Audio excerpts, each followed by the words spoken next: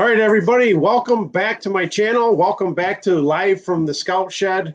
We're short 2 men today, so I see there's 3 people watching. Not sure if any of them are us.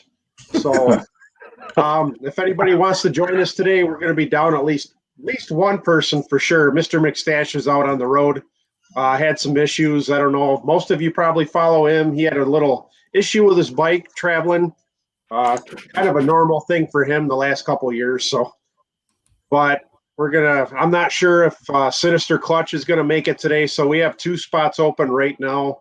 If anybody wants to join us, I already have the link up in the chat. It looks like it's the only thing in the chat right now. Join us. So, we're really popular. Everybody's out cooking sausage and barbecue right now. Right. I figured this was going to be a tough one. It's getting so nice out. That's kind of why I want to end the stream before the official start to summer and just see what everybody's up to. Summer plans, you know, we are all going to VAM 21. 2 out of the 4 are planning on going to the poker run now. So other than that, I guess we're going to talk about summer plans, Memorial Day plans, whatever, life plans, surgeries, whatever. Talk about things, whatever we want to talk about, I guess, today. Looks like we got 4 people watching now. There we go. Mr. G's up there. There he is. Uh-oh. Hey, Mr. G. Yay. Speaking of VAM 21, Mr. G and see, not so far, just Mr. G in the chat. Mr. G wants to join us. He can click on the link too.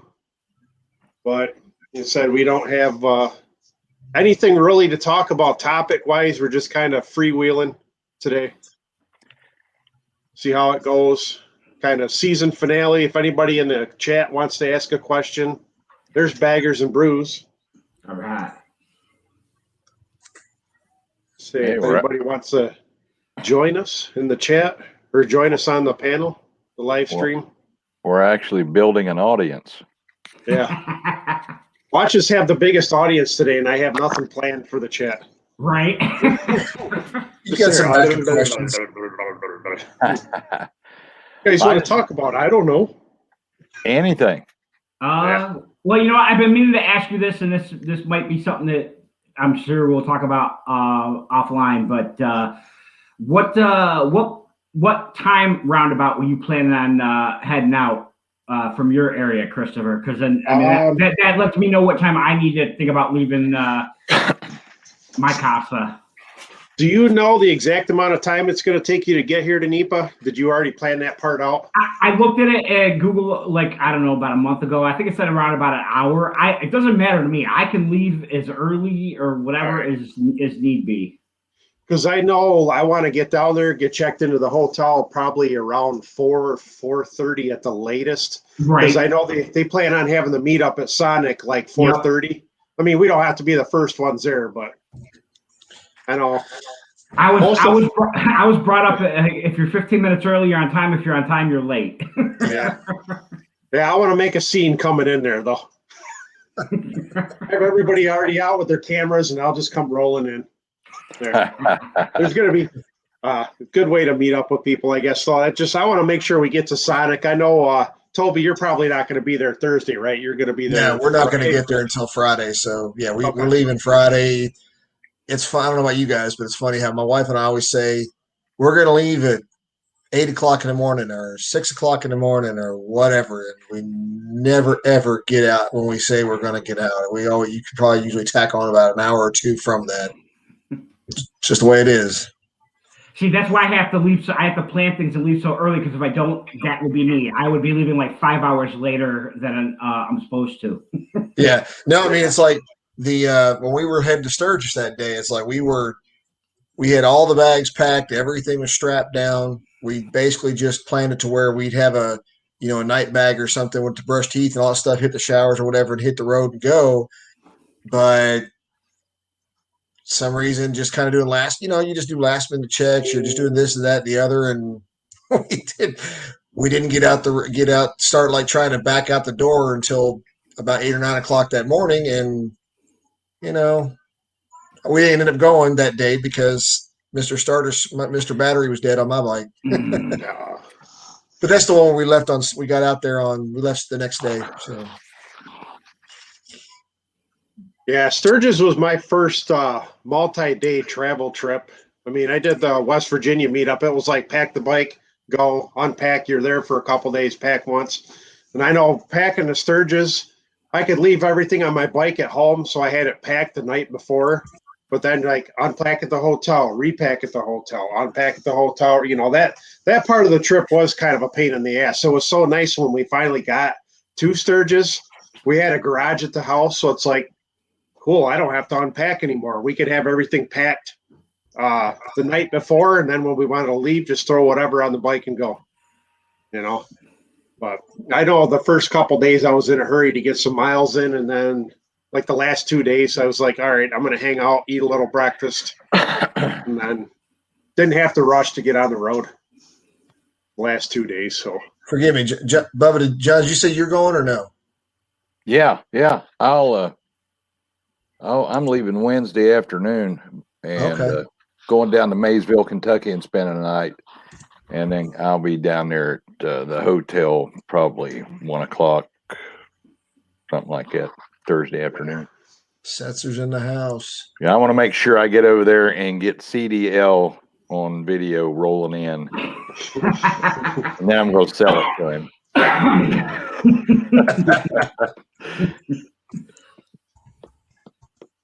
see. So the beard asked who's going to VAM 21. We all are.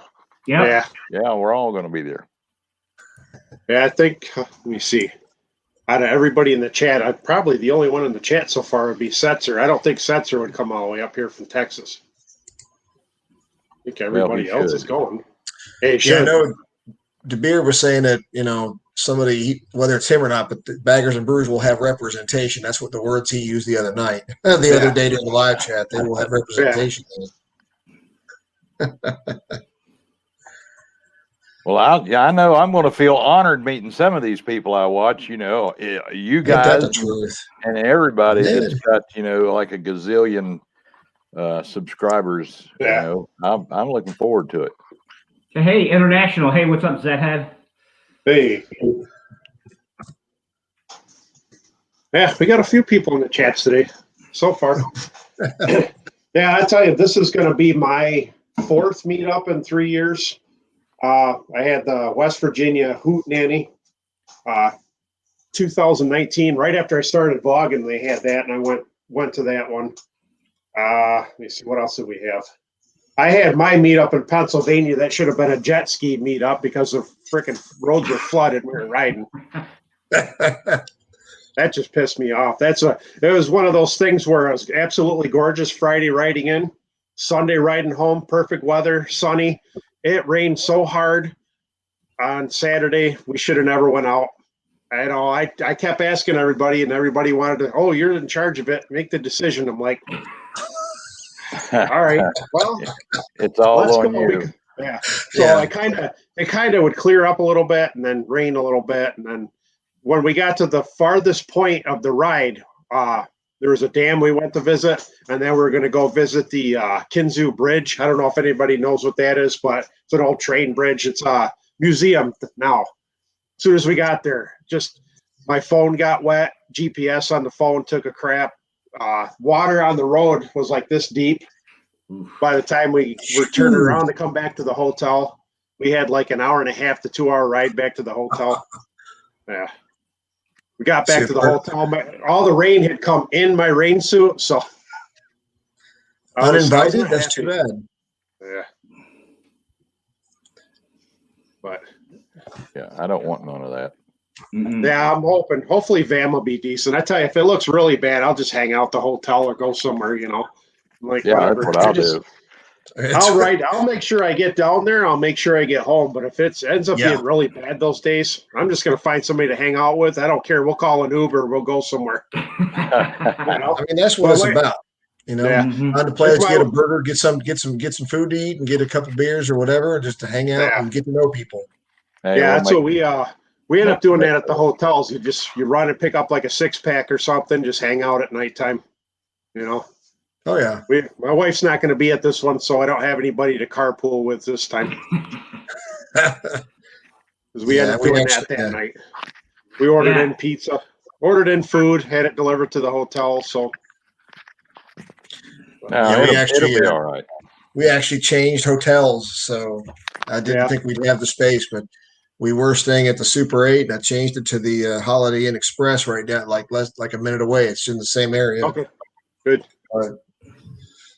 Had to do with call it picky or what, but it had to do with points. I have a club thing with Holiday Inn. I don't have it with Super 8. It's like, hey, I'll chase those because you can use those later. Yeah, we'll have to see how this other hotel is we're staying at is. It looks okay. I don't care. As long as there's nothing crawling on me at night. The sheets don't have any kind of stains. I'm going to have to bring a UV light or something with me. I might not want to know. I got a garden sprayer with Lysol in it for everything, a big garden sprayer strapped to the sissy bar. So I just roll in and spray the room down and go back out for a while. Yeah. Set off a bug bomb. Yeah. Exactly. Exterminator, have him to hit it before I go in it. You seen Ocean's 13? Yes. The hotel critic, inspector, whatever his name was, and they were running that red UV light across his bed. God. I was watching some movie like that over winter time or something like that, and the girls were having like a party. There was like 3 girls having a party at a hotel, and one of them had the UV light, and like the whole room had like stains all over the walls, all over the sheets, on the floor. I'm like, oh my God. Sounds more like a Criminal Minds episode. Oh man, camping starting to sound real good right now. Yeah, I'll just sleep in the parking lot. Yeah, I'll sleep on my bike. I'll go rent a tent and park it next to my bike. Just park a couple bikes. They come up there, you won't be alone. Hell's on 2 wheels will be in a parking lot with you. Yeah. Hopefully he'll be. Were they planning on making it to Van? I don't think so. Okay, I was gonna say because at this point he's hoping to make it to World Record Poker Run. I know. I was about to say with the bike. Yeah. Yeah, his bike situation's getting kind of stupid. Yeah. I had bought a new rain suit for Sturgis, but like I got caught in the rain a couple times, and I was just like, hell with it. By the time I was gonna pull over and dig it out, I was already getting wet, and like I was more worried about pulling the GoPro off the helmet at that point. I'm like, screw it. It really wasn't bad, but on that ride, were you with Tommy G, excuse me? Yeah, on the meetup I had, Pennsylvania. On the Monster, yeah, because Purple on Threes are saying, sorry you had a rough time or a bad time. No, I think she's talking to Setzer. Because she was there too. She was there. Oh yeah, you're right. I see. Oh, they ran into issues too during my meetup. Tommy G, I think, got a flat tire on the way back to the hotel, and McStash was supposed to come to my meetup. They ended up with a flat tire on his bike. The next day, they were going to try and come on her trike, and I think they got another flat tire. I'm like, oh, man. And now they got whatever issues going on now with his bike. What happened to his bike? Anybody know?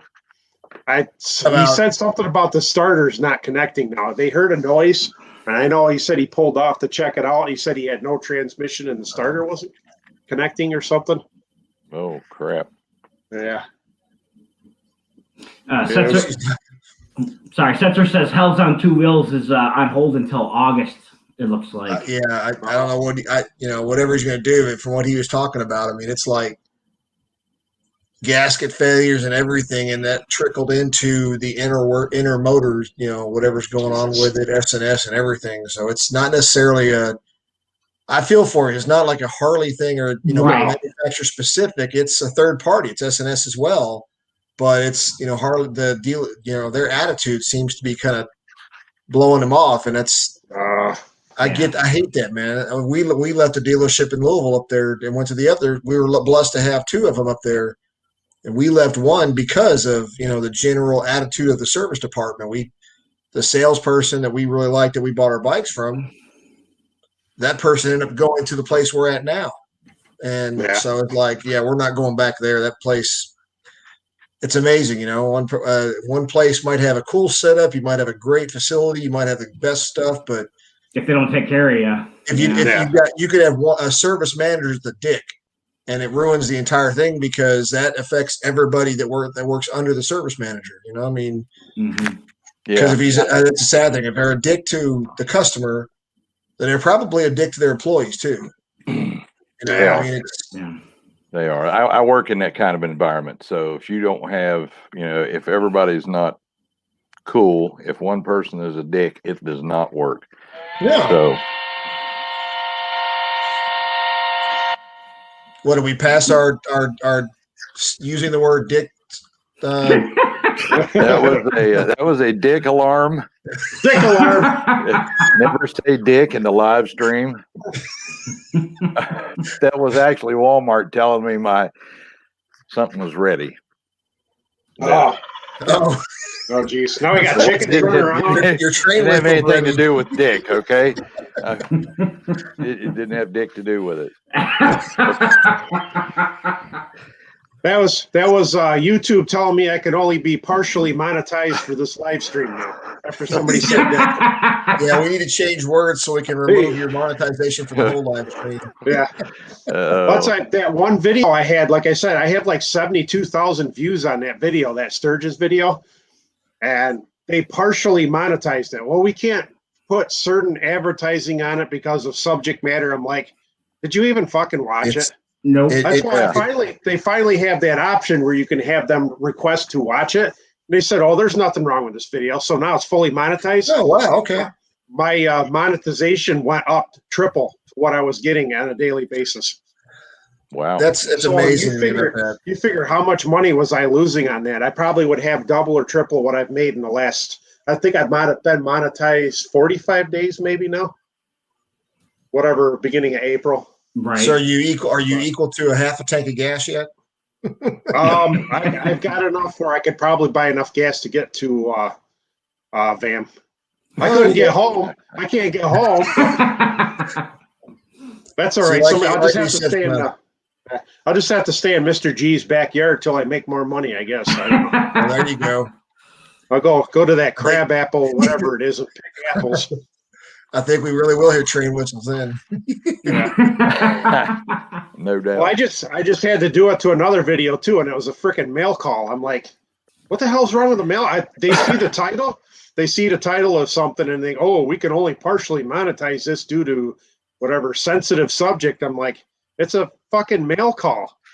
It was a mail call I did right at the beginning of the COVID thing last year, and I had the Apocalypse Edition mail call. You know. I'm like, it's a mail call. I had the little logo, the Umbrella Corp logo on it, and there's a bunch of zombies in the thumbnail. I'm like, it was a mail call. There was nothing in it. I mean, I'm not standing up nude in the damn thing, you know. Now, if I can start making money, I'll just transfer all my videos over to what's that? Oh God, what's that streaming service called? Twitch. Shit. No, not Twitch. They got that one where you can subscribe to people's stuff, and it's mostly like women doing it. The nude thing. Oh, what the hell is that? OnlyFans. OnlyFans, yep. I mean, if I can make money off OnlyFans, I'd go ahead and start one now. You know, but you don't want to see this, so trust me. I haven't exercised in about 3 months now, so that's it. I know, right? It's like, you overachiever. Well, I tell you, I went from like competing in races like 5Ks up to half marathon, right up till about 2017, and I just quit. And then I was just running and walking just to stay in shape, and then working the 2 jobs, I quit altogether. I have no time. I'm worn out. This other job that I'm working right now, I had them cut me to 2 days. Basically, the 2 days I have off from my other job. I'm like, I'm working a 5-day week now, like a normal person, 45 hours a week. But so is that because one job cannot work you the entire 40 hours a week, or I ain't trying to get into financials. I'm just curious if it's because of the pandemic. Well, what they do is it's been that way since I've started there. They've always done it because we're a community college, so they basically automatically we get our 40 hours of pay. They put us on a 4-day 9-hour 4-day week, but they still pay us for the 40 hours. So what I've always done, like the last couple of years, I save my vacation time, and then just before summer, I take every Thursday off. So I have every Thursday, every Friday, Saturday, Sunday off. So I have a 4-day weekend. Well, now I only have a normal 2-day weekend working 2 jobs, and that was my option. I could have changed my schedule and been on both jobs all day long, and I'm like, nope. And I'm already backed up on projects. I just got that video coming out Wednesday where I was doing my handlebars, and I had to get that done because I was getting the inspection done yesterday. So, yeah, I'm like, I fucked around with those brakes. Brakes were pissing me off. You guys know that because we were in the chat talking about that. And the stupid thing, all it was, I was putting the cap back on the reservoir too tight. So the fucking fluid wouldn't go down. I'm like, okay, I watched the Revzilla video. I watched. Take care, Mr. G. See you, Mr. G. Thanks, Mr. G. Yeah. But basically, I was, first time bleeding brakes. I didn't realize, you're supposed to put the cap on so the fluid doesn't shoot out. But I was tightening it down. I'm like, oh, I don't want fluid all over everything. And it just reminded me of that hotel. I don't know. I don't want fluid everywhere. Oh, Ew. Train whistle, please. Yeah. We're talking about brake fluid, not tranny fluid. I mean, other fluid. Yeah, there we went down that road. Yeah. I'm still waiting for the next whistle. That's the way I get it. Somebody send me a text. Yeah, Old That's how we get those. Apparently. I haven't heard anything from Old Spice yet. Like I said, I keep tagging you guys every time they advertise on Instagram. We could use this for the live stream. Yeah. They're probably there you go. Maybe we're going to have to put some products, right here in front of the camera. We have millionaire actors doing their commercials on TV. They don't want us. Right. Well, you never know. Those commercials. Same boat. My oh my God. Let me try this again. Somebody else start. Jesus. Now we have our spring term ends in a week and a half. Yeah. And I'm not renewing classes for the summer with everything going on, but it's also kept me behind on mail call, on writing letters, on the editing. I'm like, I've got so much editing to do. I've got like probably 50 letters I got to send out at least. I mean, it's a lot. So I've got a mail call I got to do, and I keep saying I'm going to do it, and I keep running out of time. I've got one I've got to mail out to somebody that sent me some already. I'm like, shit. It's all sitting on the table ready to go. I just got to sit down and do it. Yeah. It's not like it takes more than 5 minutes to write out a letter and pack some stickers, but just no time. But it's like, I tell people all that stuff. I love to do it, but as you say, your projects, it's how long it take you for the minuscule thing of your brake bleed. It's those little things that add up, and next thing you know, something that's simple would take you an hour and a half to do. Yeah. And it's not that writing letters or anything is not a priority, and I don't love to do it, but if I don't get grades right, or if I do something on the classes, then you can't ride the bike because you can't do your brakes. Yep. If I fail a college class, then that's money I got to pay back, or I'm out of. So Yeah. I say these projects I've had scheduled forever just to do, and I still got to rebuild my front forks, and I'm not doing it before VAM. I don't have time. I'm going to have my bike torn apart in the front yard with luggage on the back. I'm like, I got to get this done. But, I don't know how hard end forks are to rebuild, but I think I could probably go out there with my Goldwing forks and pull them apart and rebuild them. And I don't think they would be too bad. My thing is, Swami, 2 wheels down. What's up, Swami? What's up, Swami? Swami in the house. 2 wheels down. Thank you. I got gas money to come home from FAM 21. Was that $500? That's $5 Canadian. So that works for me. Anything is still all spends. YouTube does their little transfer over, Google, whatever, and Well, how far can you get on a tank full? I try not to go past 100. I have gone like 135 on a tank full on my bike. Oh wow! But no, the light's on for quite a while, and you're like, oh shit. Yeah. That sounds like the Victory Vegas. That's what I used to. I mean, in Italy it doesn't have the gas gauge. It's just when that gas light comes on, you got maybe 5 miles left to go or so. Yeah. And that's one of the first things I did with that bike because, in Italy, it's not like there's stations all over the place like here. It's right in town to town or whatever. But that's one of the first things I did was ride it until the tank was out so I'd understand how many miles I'd get. And I was resetting that trip odometer like crazy every time I put gas in. So, but I was getting about 100 to 120 miles to the gallon to the tank.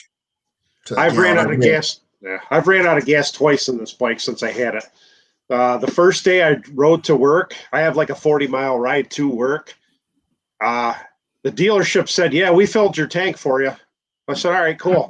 Rode home. I dicked around with it for like a couple of weeks before I took it to work. I got like 5 miles from work, fucking ran right out of gas. I'm like, are you kidding me?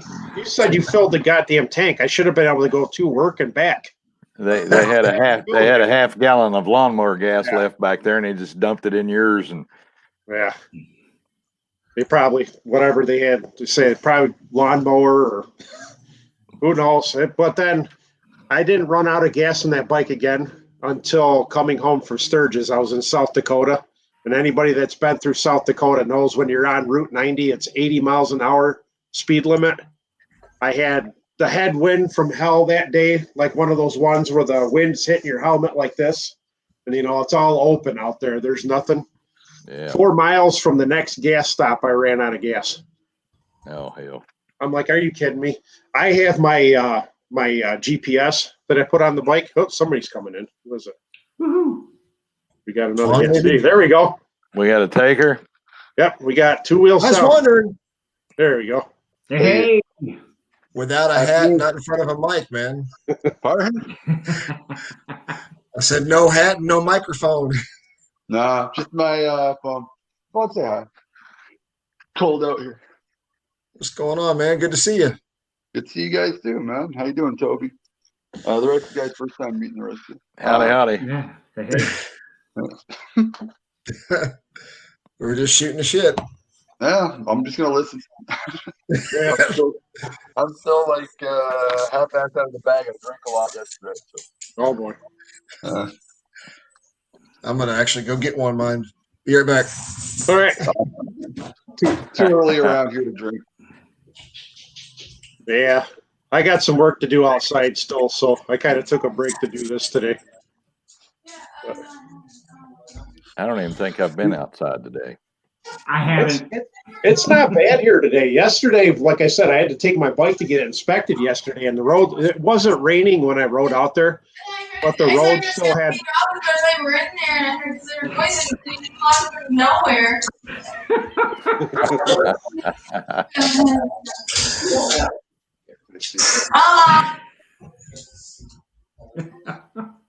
We'll fix If that. nothing else, we're entertaining. Yes. Yeah. So, quick question. Zed brought up about if anybody uses a can called Fuel Buddy.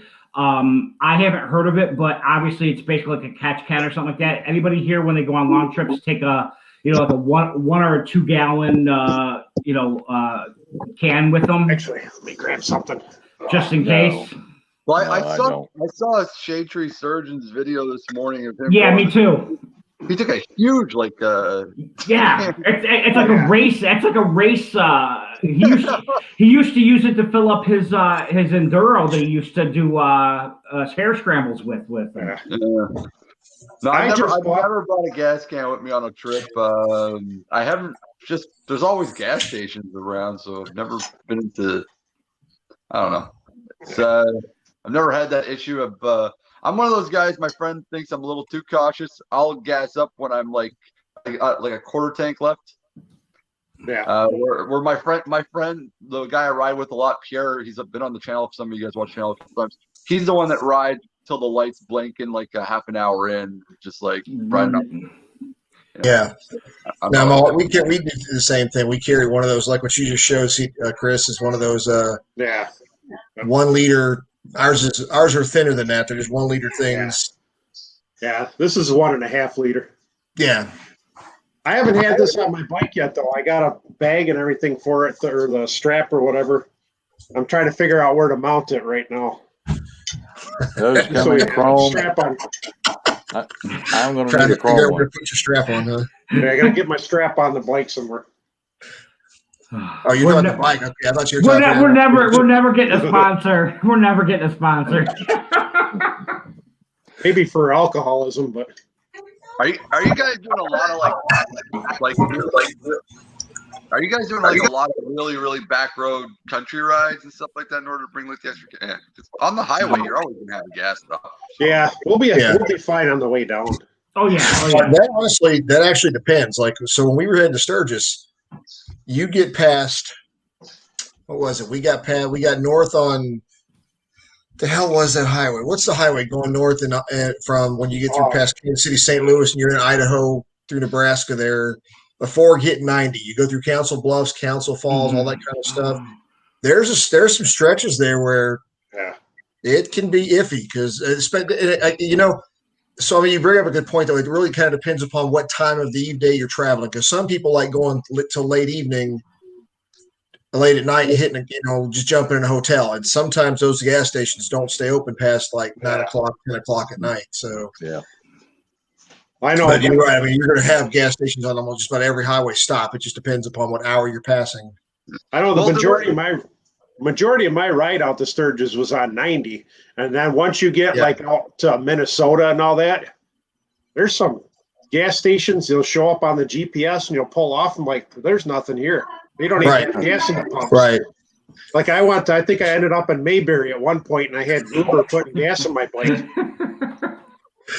Yeah.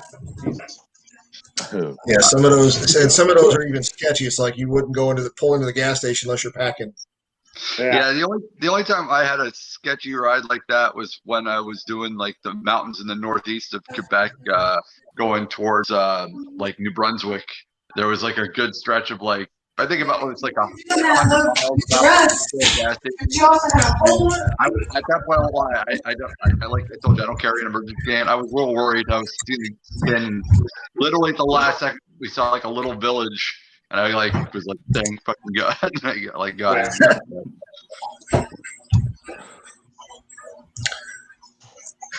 JT Southern Fried showed up. Yep. Hey, JT. What's up, JT? I think JT's going to VAM.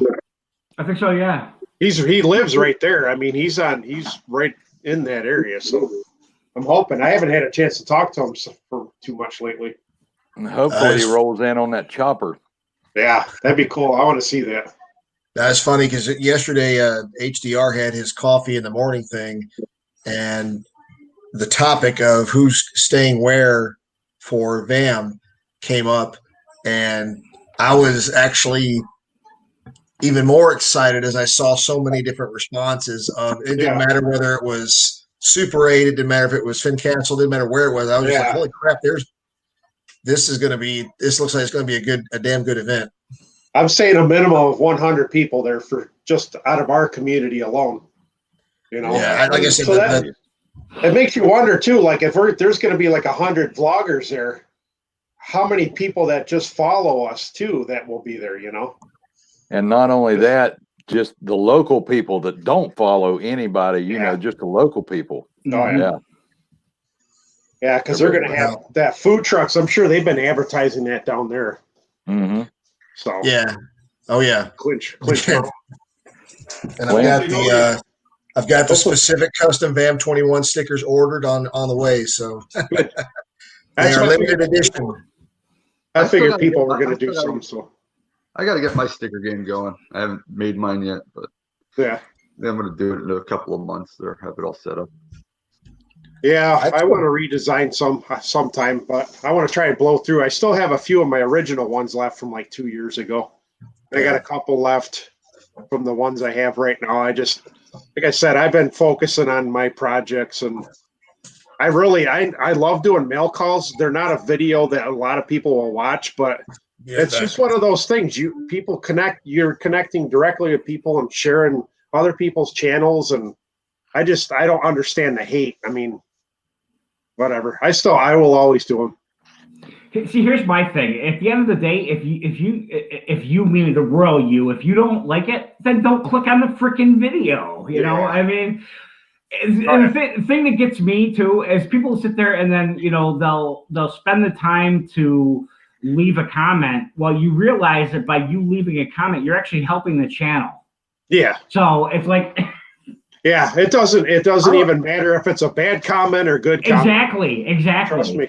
And I don't mind. Like, honestly, I would love it if the people that thumb down my videos would leave comments. I would actually enjoy it. I want the feedback, because as a creator, you want to know what you're doing that's causing them to thumb down your video, so that you can maybe rectify it if it's not some stupid bullshit like troll crap, but like if it's like a real reason why you don't like my video, let me know. I ain't gonna get mad. Like, I want to know. My last thumbs down was my lawnmower video. I'm like, cool, you don't like electric lawnmowers, whatever. I'm like, every video I've put out this year has been in 4K. I've tried to be spot on with my editing. I'm not saying you have to buy this or you have to do that. I'm like, I've worked hard this year just to make the quality of the video good. Whether it's a subject matter you care about or not, you don't have to agree that the mower is the best thing out there or the worst mower out there. But I'm like, what does the thumbs down actually do? Nothing. It's an interaction. There's people that get thumbs down. Like, I'm surprised I hadn't gotten a thumbs down on one of these live streams yet before we've even gone on, because it happens all the time. People will put premieres up for their videos and they'll have thumbs down before the freaking video's even out. Yeah. I was talking to another channel last week. I put out a video, and I knew it was like a weird campaign thing, because I put out a video and it was already like a 5-day-old video. The video's already been up for 5 days. It's already got all the comments and the likes. Then after the 5 days, people like an occasional. Then I saw in 30 minutes, I got 6 thumbs down in like 30 minutes in a row. And I was like, that's one dude with like a multiple of accounts. Yeah. Just looking like, did you have Ben on there? Pardon? Ben? Did you have Ben Black Spirits and Brews? That might have been why, just by itself. No, it was. I knew right away. Like, when I saw like 1 or 2, I was like, okay, someone doesn't like the video. But then I saw 6 in literally 30 minutes, and it wasn't a new video. It was an old video. Yeah. So I was like, dude, that's just some guy with like random, like he's got like a bunch of random accounts, and he's just like thumbing down my video. What are you gonna do about that? Luckily, now YouTube, they erased most of them. So 3 of the thumbs down went away about 30 minutes later, but the other 3 stayed. So it was like, whatever. Yeah, I've noticed that this year, because I've had some like right away. They have a thumbs down before the video's even been up 5 minutes, and then later in the day it's gone. Yeah, YouTube is getting rid of them, but they're not doing it for our sake. They're doing it for MGM, CNN, MSNBC, and all the anyone who's releasing movies and TV shows. There's been a lot of. Because the left and right political bullshit, like people like right wingers don't like what the left like, and left wingers don't like what the right like, and so they've been doing some down. Bless you. Oh, thank you. So YouTube's been out there stopping those. So it's helping us though, getting rid of our thumbs down. But so Chris, I just about the whole, they I want to say flagged part of your video, for monetization piece. And you said you can now request them to review the whole thing so that got me to thinking, excuse me, I don't know where the hell that came from, but it's not COVID and the screen has been purified and so you're good. Allergies.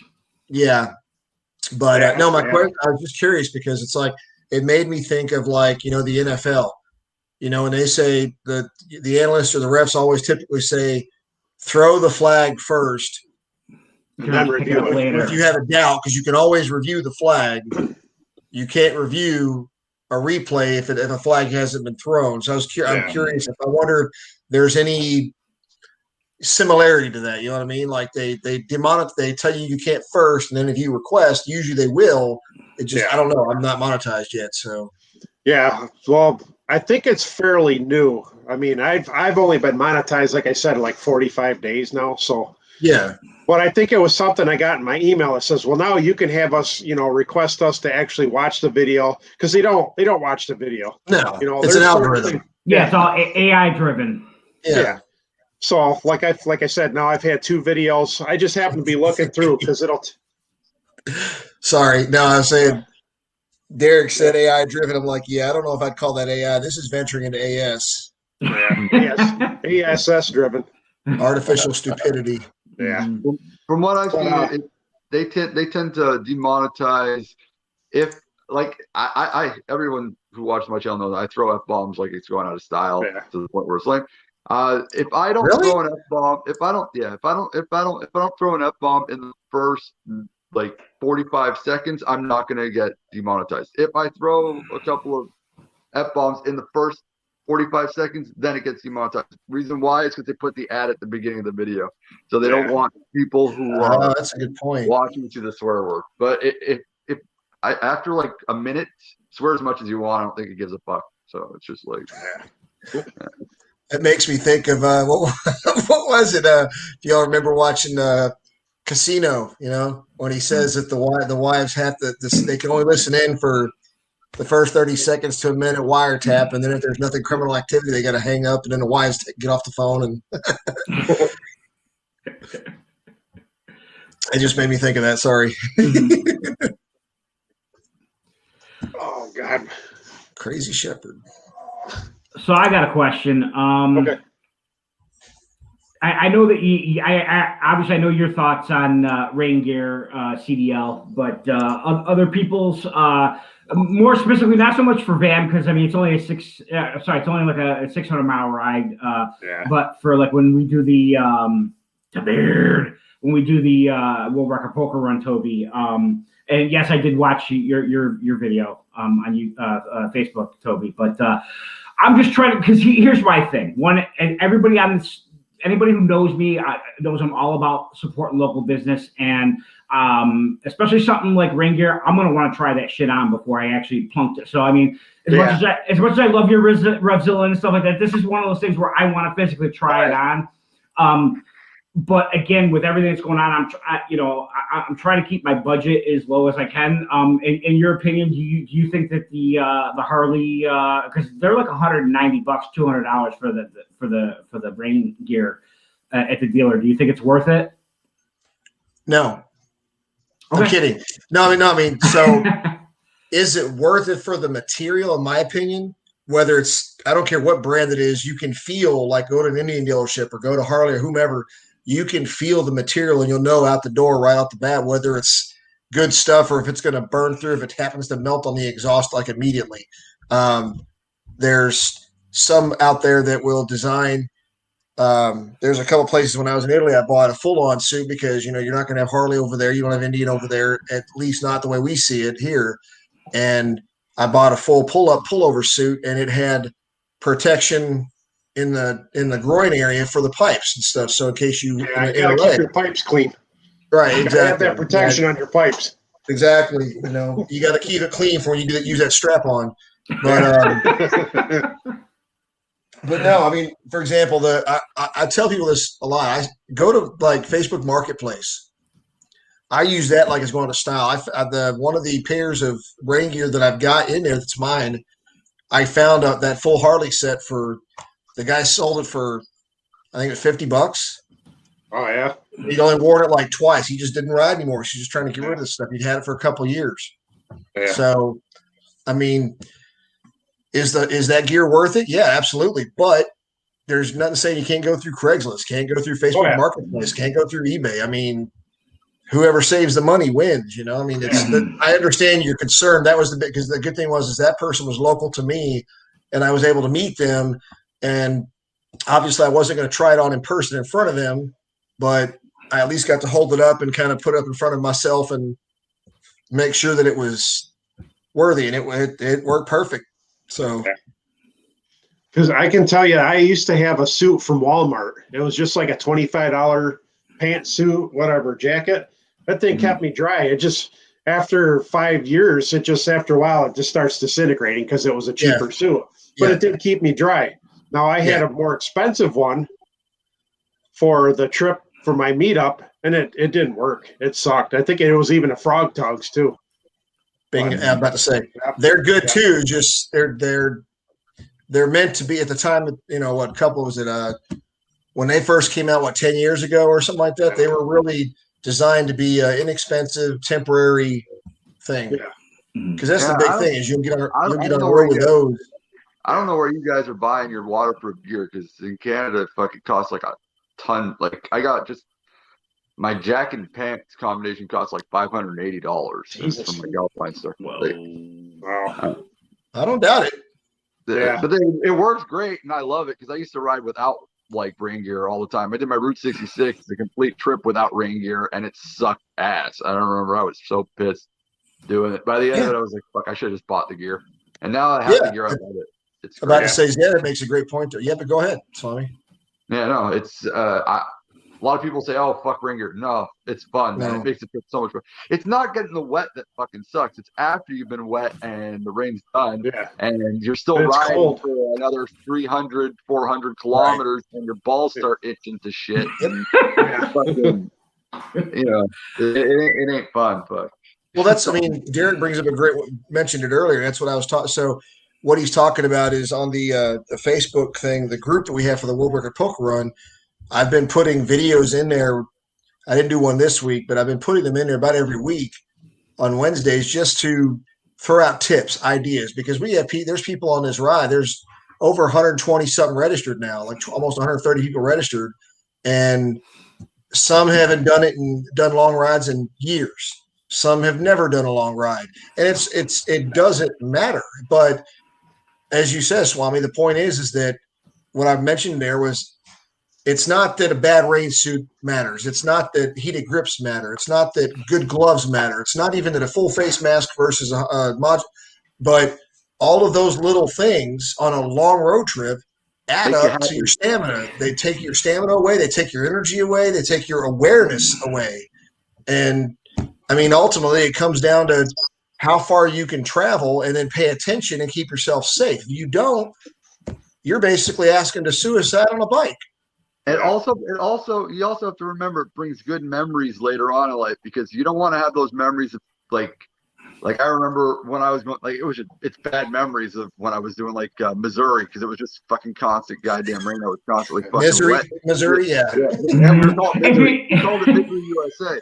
And then I totally tell if I was dry during that period going through the rain, I probably would have liked it. I probably I'm in the fucking Ozark Mountains fucking riding through and it's raining, but I'm comfortable and it's exciting, but I'm not miserable, Yeah.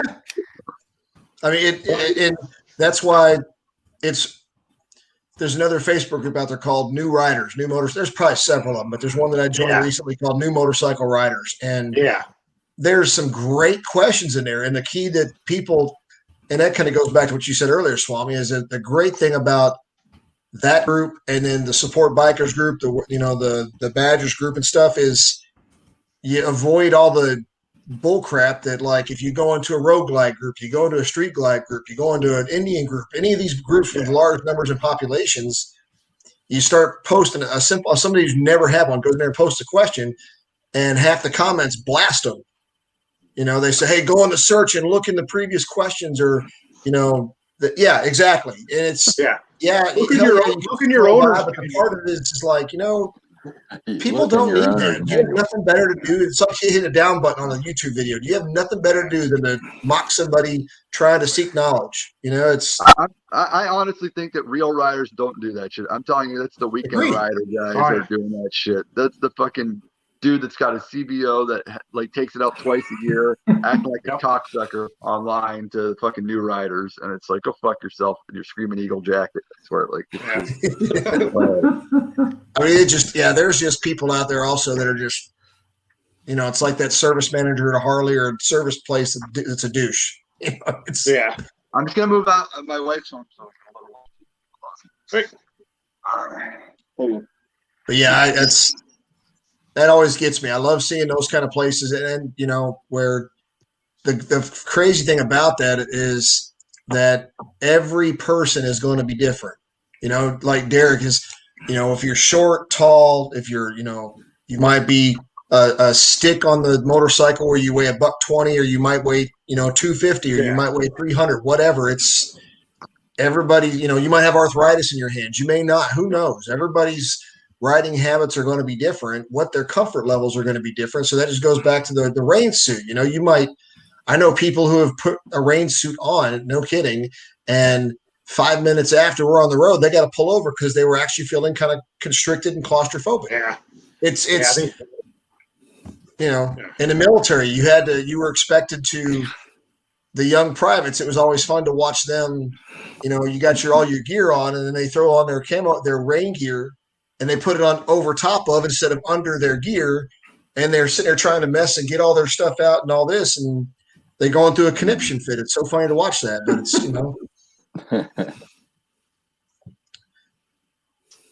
I'm going to shut up now and drink.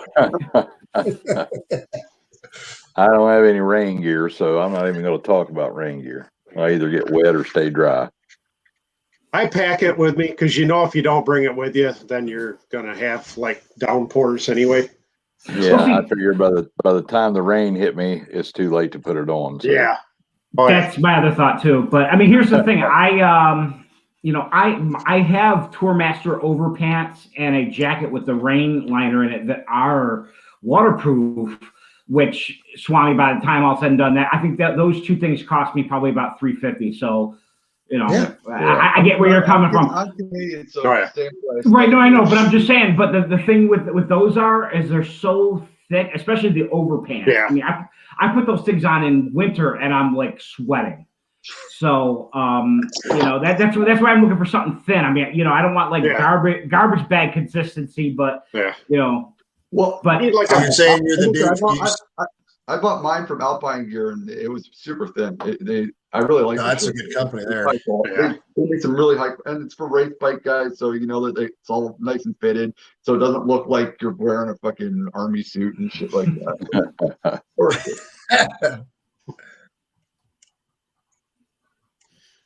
Yeah, I wish they'd make like a one-time use thing. Just put it over you. When you get off the road, just rip it off, throw it in the garbage somewhere when you're getting gas or something. They should make something like that. But they do. It's called. They do it. Or it's called a poncho. Yeah. Good luck with that on the road, though. That poncho would rip apart in 5 minutes. Yeah. My first big yellow poncho. Get a big yellow poncho. You'll look like the guy on the front of the frozen fish stick box. Yeah. I remember 9 years ago, my first oh my ride, gosh.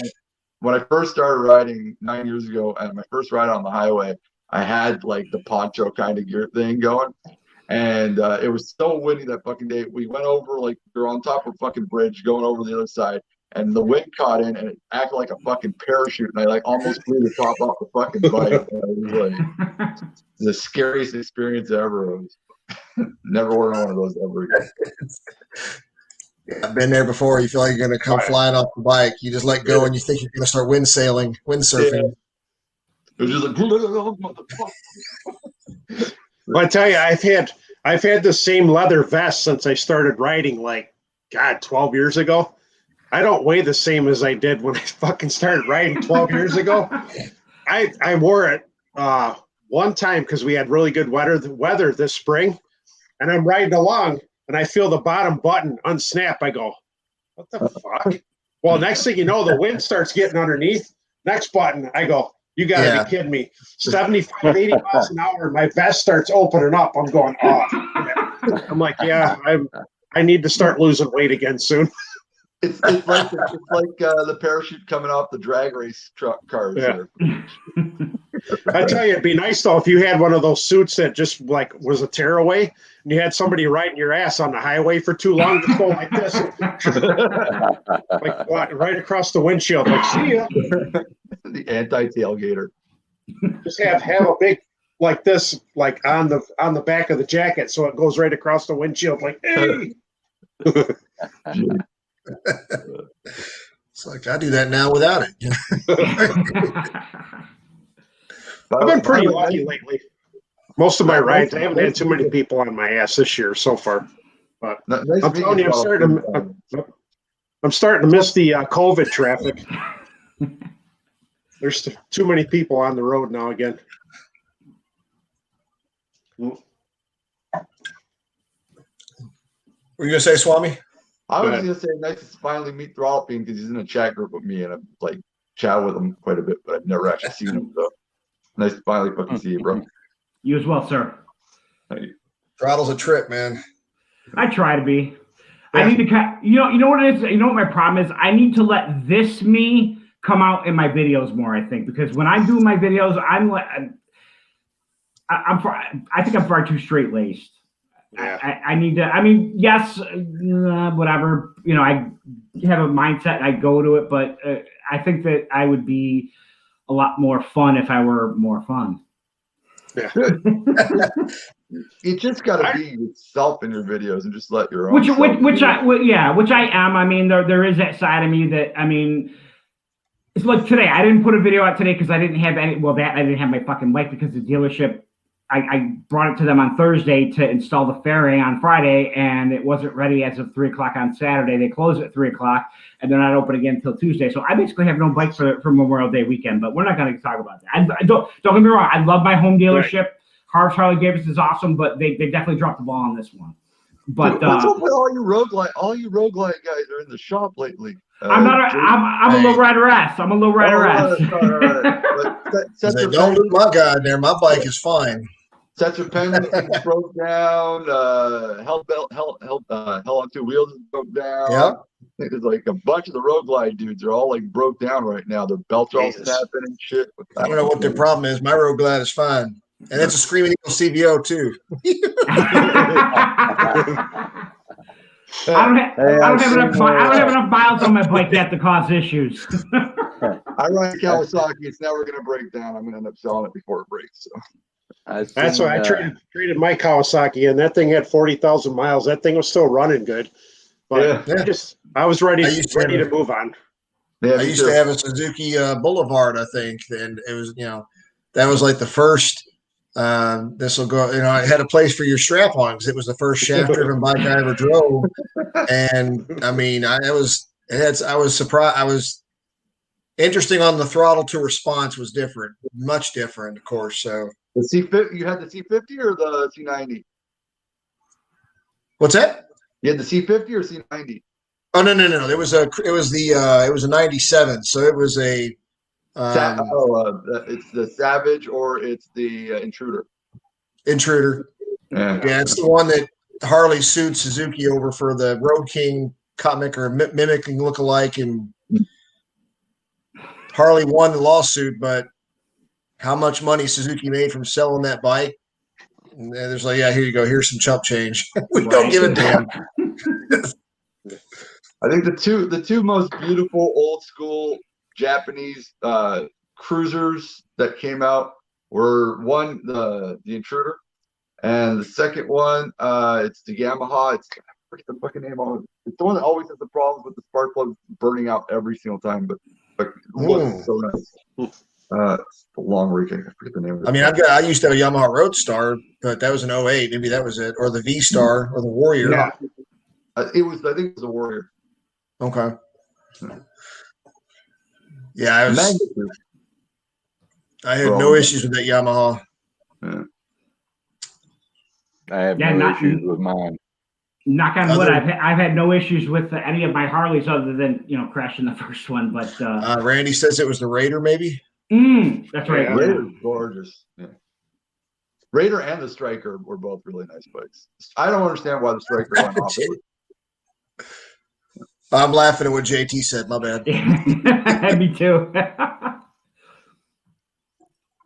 I thought when Yamaha came out with the Bolt, that was a nice bike. But one of my buddies bought one, and he rode it for maybe a year, and he wasn't comfortable on it. It was too small for him. My friend Pierre has one, but he's 5'9". He loves it to death. I'm 6 foot. I go on that thing and my knees are touching my chin. I can't ride on it. It's a fun. That's one of the reasons why I can't do it. That's one of the reasons why I can't do like crotch rockets and bike and cruiser bikes with the mid control mounts at my knees. I've got from jumping out of perfectly good airplanes. I've had bad knees, so it's mid control. I was super disappointed with the Rebel that came out, the 1100, because from the price point you're getting for the bike, I was like, sweet. And then it said mid control, so I was like, oh, fuck that. Like, no. Yeah, I rode. That's why when I rode the Livewire, I test rode it, and I was like, this is a kick ass bike, but I couldn't. I'd be popping every joint I've got when I get off the bike after a ride around town or just having a Saturday out or something with it. I think anything past 5'10", you need forward controls. It's just the fact of life. You can't really do the mid. Not for long periods, anyway. Right. No. Well, for me, I mean, for around town, my low RS with the slightly forward mids are nice, but when I get on the highway, that's where I have my highway bars for. Yeah. I can put my feet up or sit on the back part of the step up seat or stand up or whatever. Yeah, well, I'm looking at the Street Bob. I might, again, a lot of my friends are actually mad at me because I might go Harley, but I'm looking, it's between two bikes that I'm really, really eyeing. It's the Triumph T120 and the Harley Street Bob, because they're both in my price range of what I'm looking at. The Street Bob, I'm hearing a lot of really, really good things. At the same time, not hearing the gear ratio is not very good on there or something like that. So a lot of people are telling me. But I don't know. I'm supposed to go test ride it in 2 weeks. I'll know myself, but I'm going word of mouth. People are telling me that the gearbox kind of sucks. That's how they scrimped out or whatever. They didn't do it really well. I don't know. I have to say, I mean, if it's the same gearing that's on the Lowrider S, I mean that fucker just pulls and pulls and pulls and pulls, and then I've hit in triples before, and still it had much more to give it. I chickened out after hitting triple digits.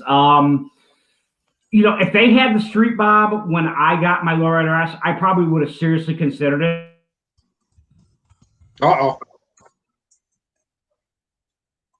That's not good. It's the Indian people are getting mad that we're talking too much about Harley. That's why I was watching. I was coming from an Iron. There we go. Oh, you're back. He's back.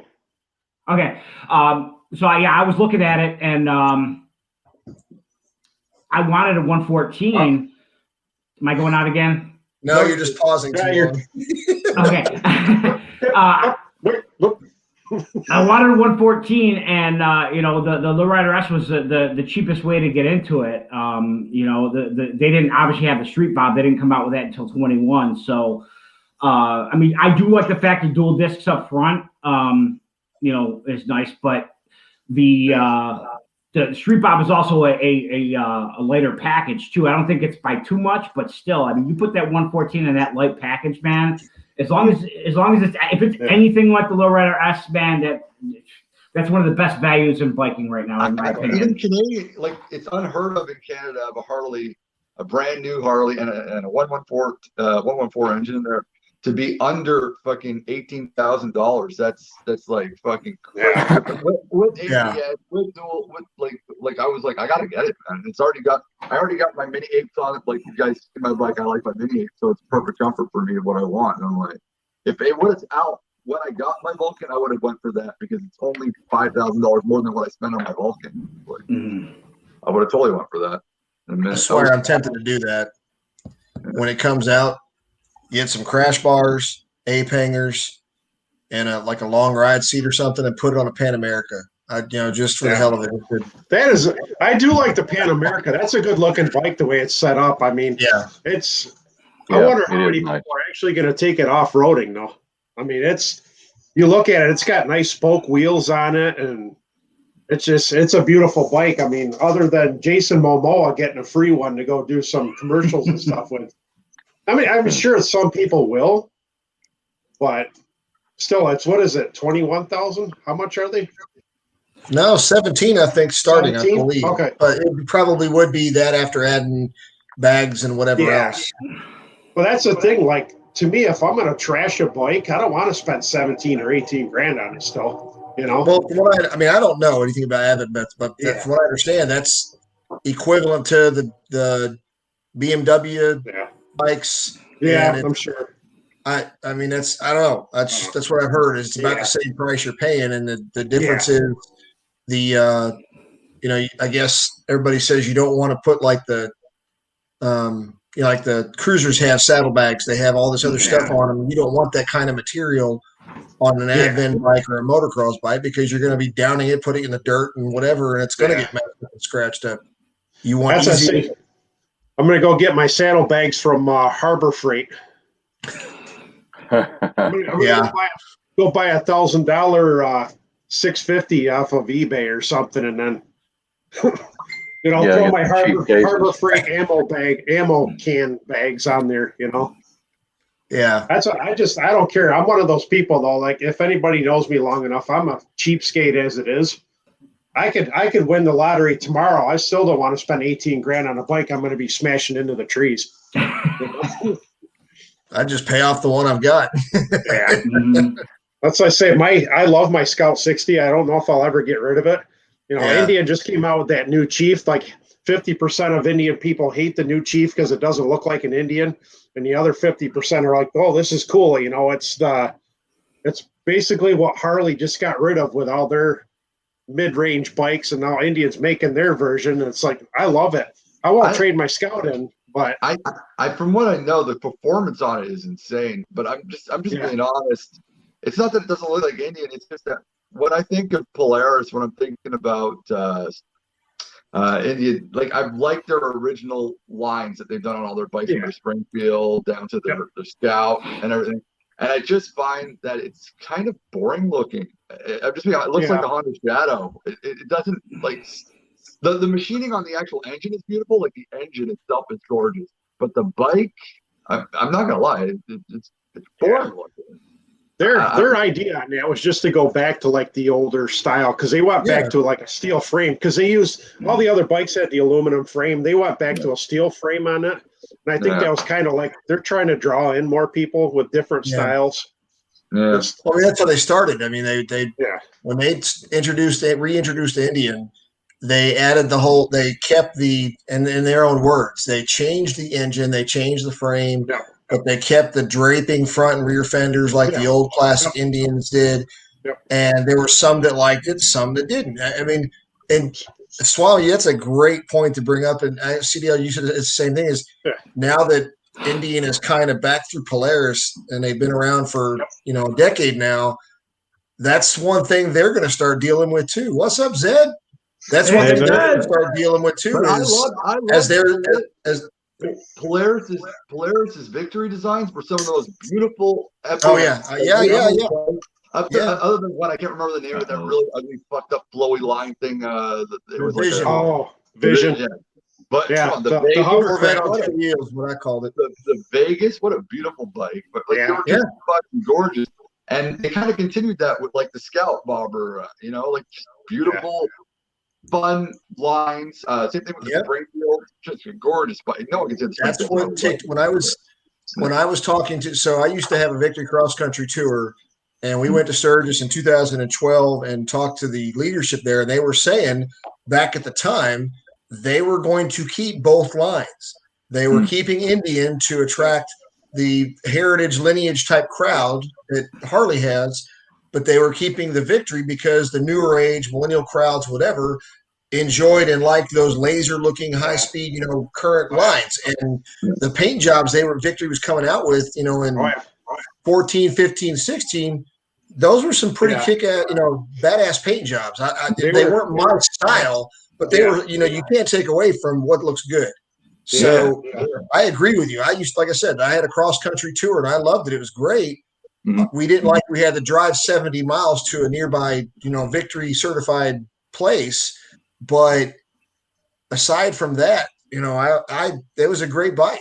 Even the FTR is such a beautiful bike. The only thing I don't like about the FTR is, they have the iPad fucking glued on the top of the bike. But other than that, it's a beautiful bike. And then I saw the Chief, which I'm not saying it's an ugly bike. I'm just like, I don't get it. I don't get why everyone's it looks like a basic bike. It looks like but the first thing I thought when I saw it was a Honda Shadow.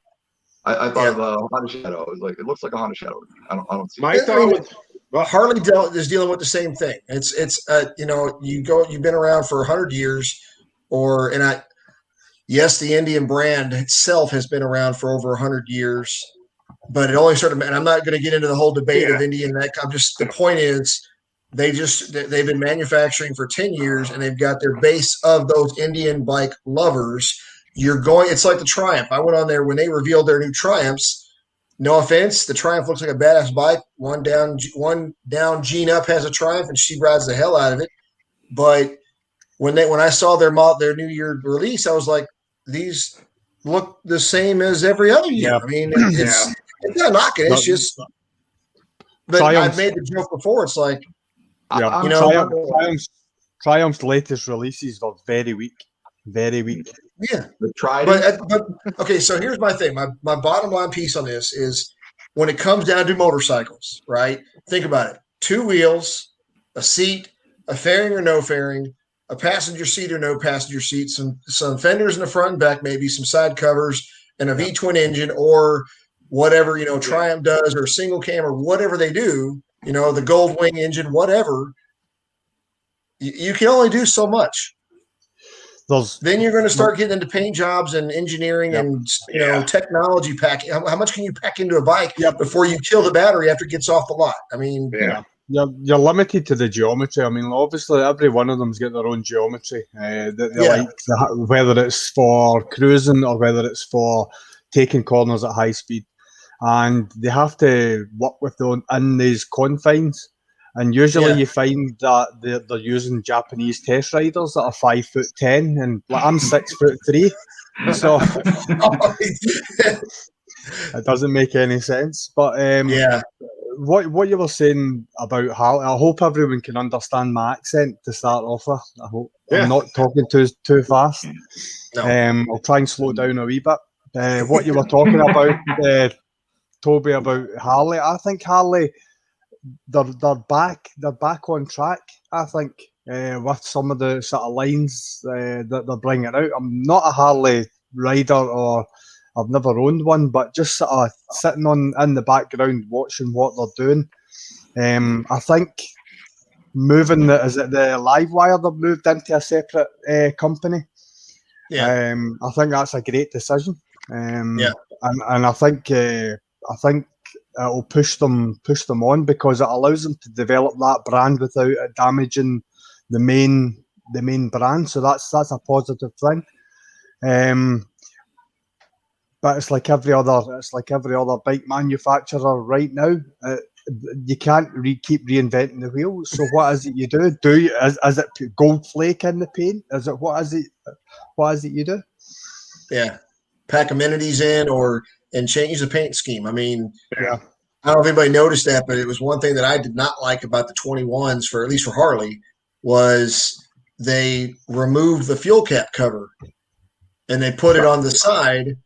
And it's not that I don't or do not. I guess it's not that I do or don't like it. I'm biased because, like, there's companies out there, there's aftermarket third-party companies out there that make custom fuel cap covers. Yeah. Veteran stuff, whatever, military, crossbones, outlaws, whatever, that you're hurting by doing that, because now they're going to have to either not do it or think of something else to do unless you bring it back.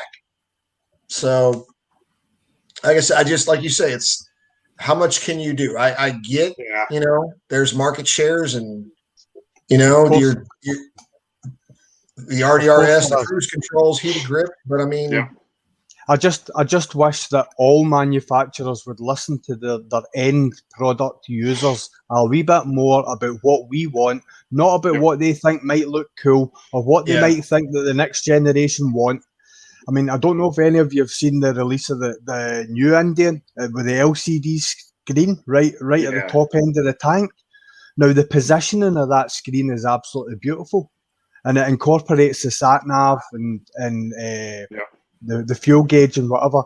And to me, that's quite a strong selling point, because I always think on the Harleys, that just my opinion and my opinion only, that the gauge is a wee bit further low down, which means you have to take your eyes off the dial a wee bit, Exactly. the road. Yeah. So as a safety aspect, I just think they've hit the nail right in the head.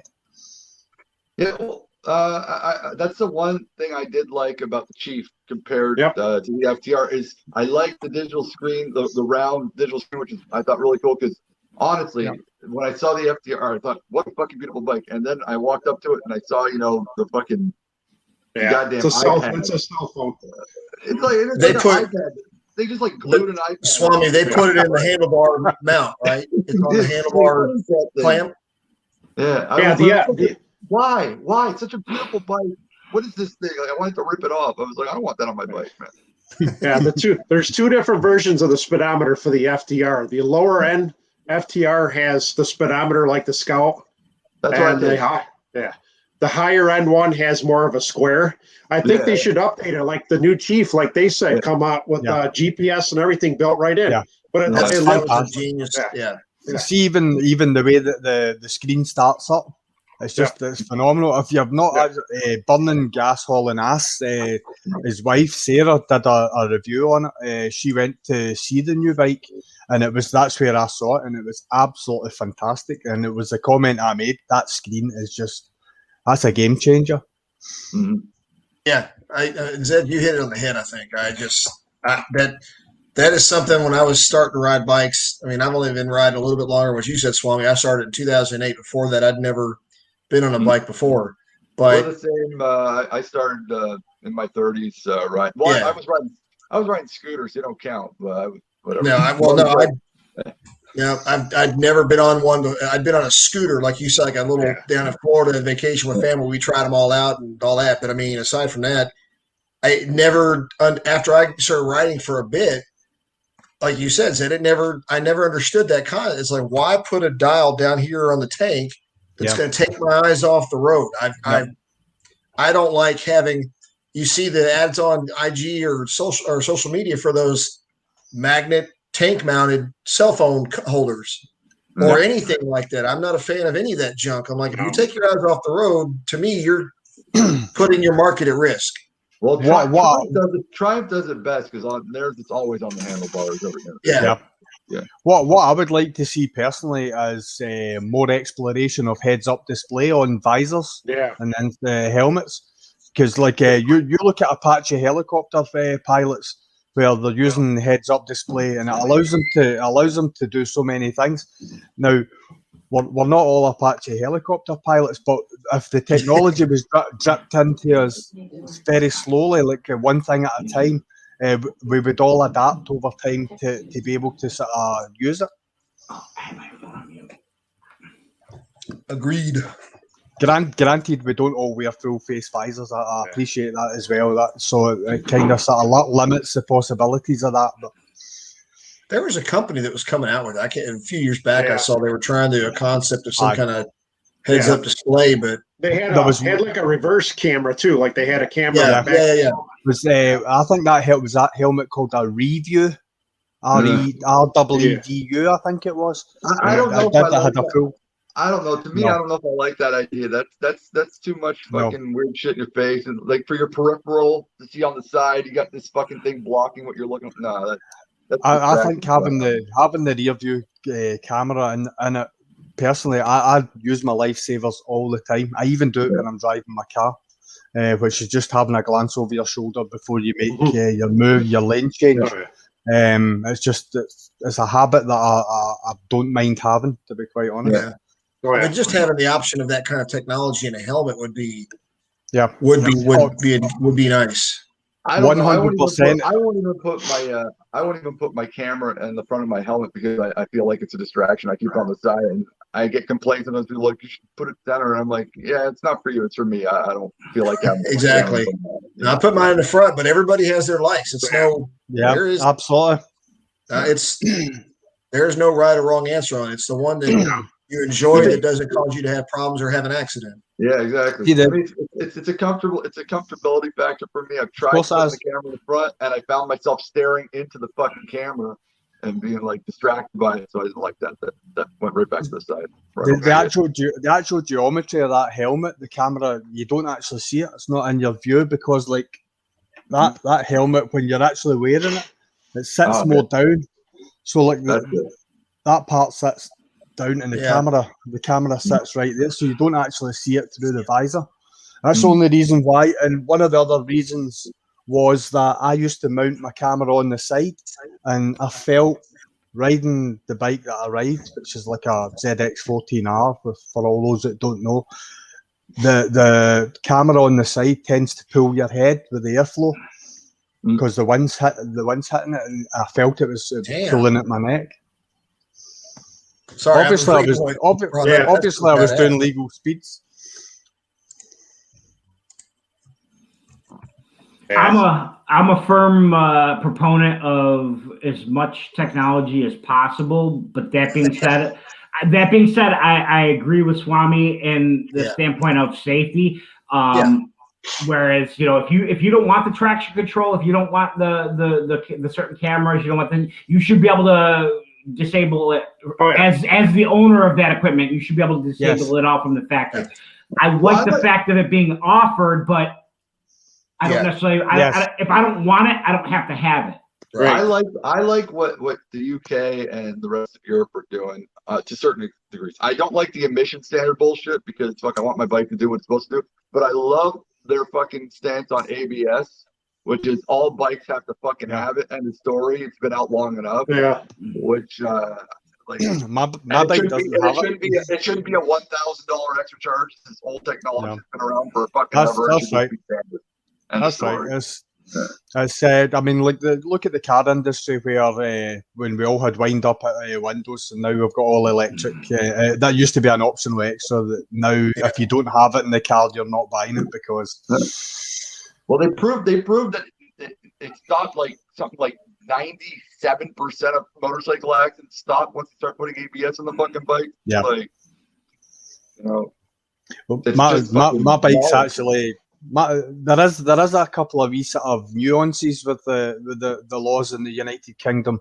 Yes, we have Euro 4 and Euro 5, which is relates to emissions, but there isn't any law about taking any of that equipment off once you purchase the bike and having straight through pipes and so on and so forth. Because I could go to 100 garages that I know would pass bikes with MOTs because I'm not interested in the cats and so on and so forth. So they have to sell it that way, but you don't have to keep it that way. Exactly, 100%. There you go. And most of the dealerships will offer you all the equipment to actually decat it. Yeah. Yeah, it's funny. I had the Victory Vegas I had in Italy. I wanted it to be louder, so it had the stock exhaust on it, and I took the exhaust off, and it was just long enough to where it basically took the baffles off, basically, and the exhaust stopped just under the leather bags that were on it.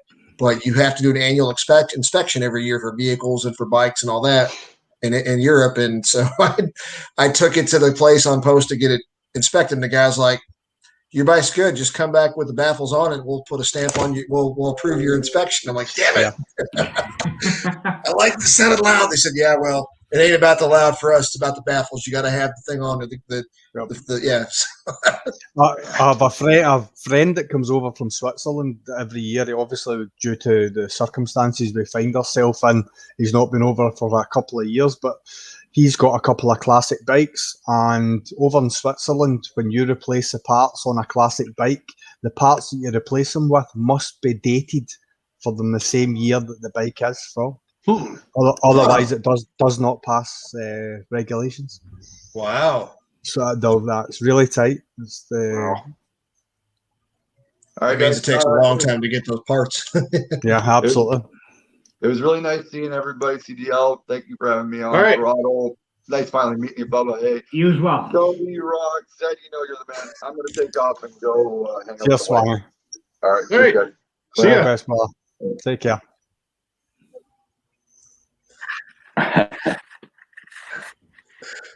Yeah, I was trying to throw Diesel's hog log. I was trying to throw him a middle finger and tell him to get his ass up on here too, but I don't. Don't guess who's doing it.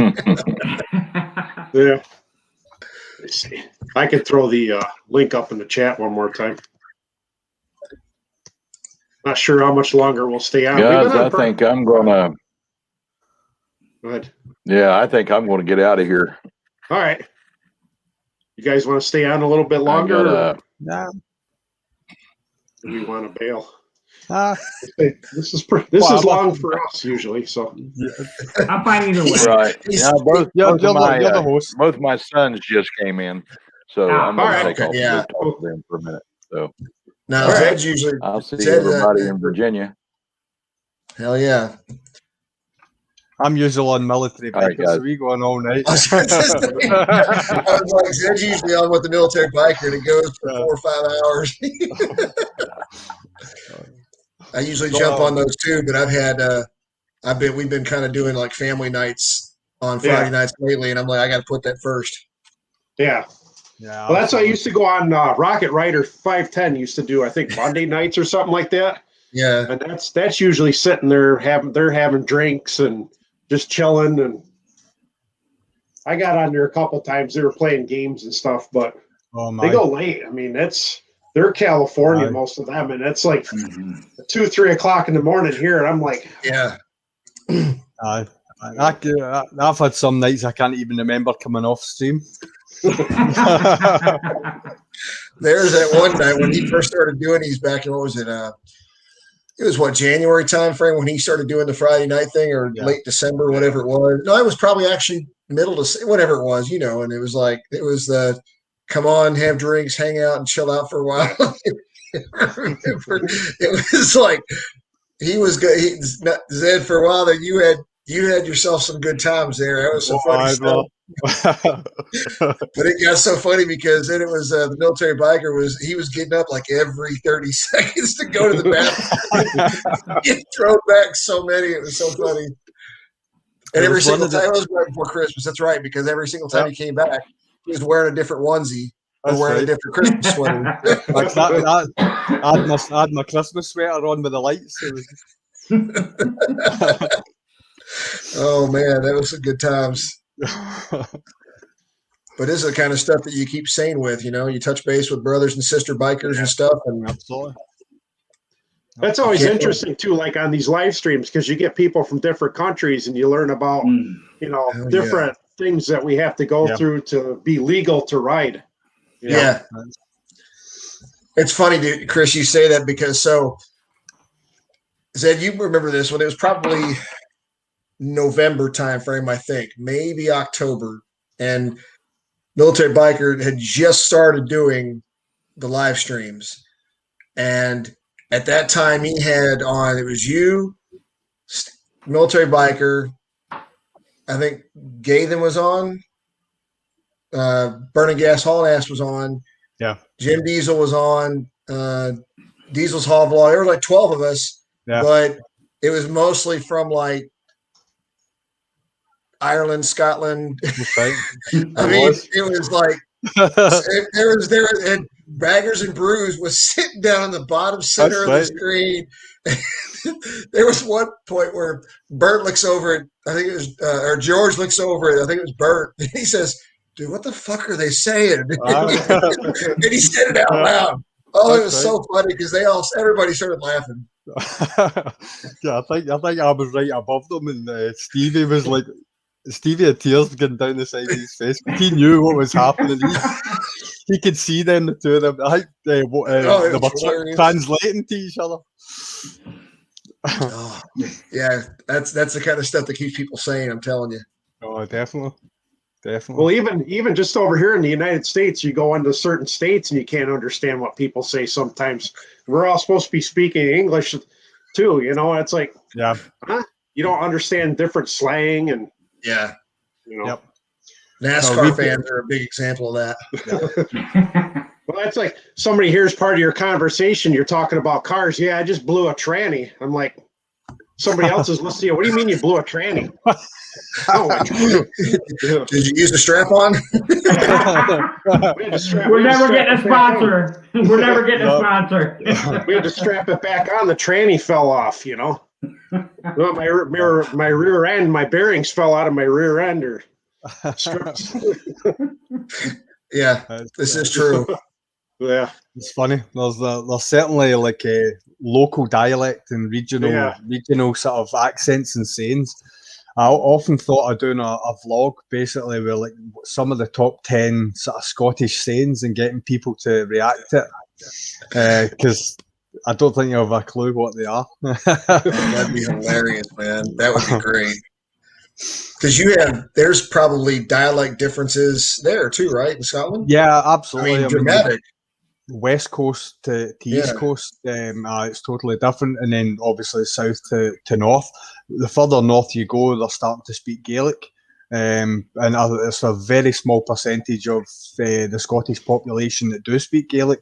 I, for one, do not. I have no inclination of learning it either because it's mental. But the likes of you go to Aberdeenshire and they have a sort of dialect called Doric. It's like they call boys and girls quines and loons. And if they're asking you how you are, they say fit like. You know, it's like it's like a very, very broad. I think it was a sort of dialect that was developed in the fields with all the local farmers. But it's so broad when I travel up, my brother stays in Aberdeen, and when I travel up to visit him, it takes me a while to get used to it. It's unbelievable. I'll bet. Yeah, that's what we stayed in when we were in Italy, and we were in the Vicenza area. It's northern Italy, and we lived in Comisano. But I had friends that moved down south to Sicily area and to Rome and Naples area and all that. It's they say that the southern culture of Italy, from the northern cultures and stuff, it's night and day. It's completely different. Yeah, pretty cool stuff. It's interesting when you trace the lineage of the people. I don't know if a lot of people know about the Scottish history, but there was the Highland clearances a way back when the sort of the English come up into Scotland and basically cleared out the Highlands. So all the people that were driven off their land, and they basically took on the land of the estates. Basically for the oil, for the stags, the sheep. So people were spread out onto all the coastline around Scotland, and those who didn't stay, they went to Canada and all further afield. That's how you've got all the sort of Scottish sort of communities spread all over the world. And most of the fishing communities all around the coast of Scotland are the original Scottish people that stayed within the heart of Scotland. But you had the Normans.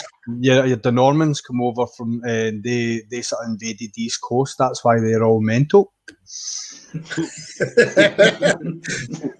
But then the Romans thought that the Scottish were mental in general, so that's why they built Hadrian's Wall to keep us in.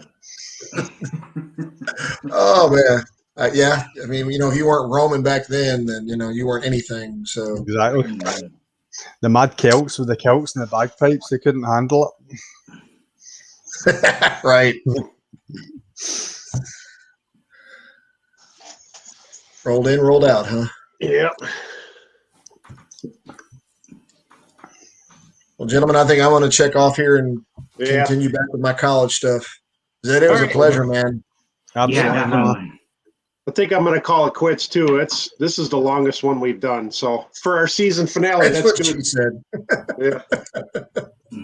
Go rest up.